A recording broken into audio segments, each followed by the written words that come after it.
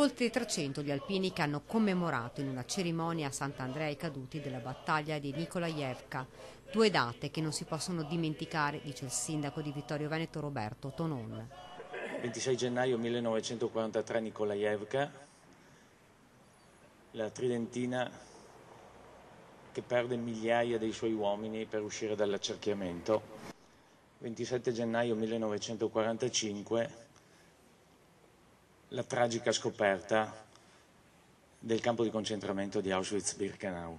Ricordare i tragici eventi della campagna di Russia, ma soprattutto quella specifica battaglia, è un gesto di dovere morale, spiegano le penne nere. Pensare lo strazio di quei giorni, di quei mesi, al gelo, al freddo, agli stenti, sotto il fuoco nemico e amico tra altre volte, e soprattutto pensare che quello era l'ultimo baluardo, pensare che al di là di quel sottopasso, di quella ferrovia, c'era la salvezza, c'era la patria, c'era il ritorno a baita, a casa.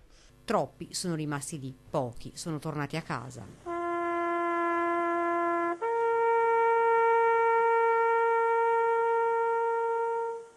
Un'altra tappa di avvicinamento, questa al raduno interregionale che porterà a Vittorio Veneto in giugno 100.000 alpini provenienti da tutta Italia.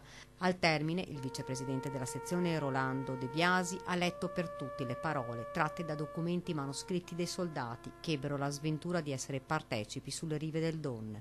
Il coro ANA ha reso ancora più emozionante questa celebrazione.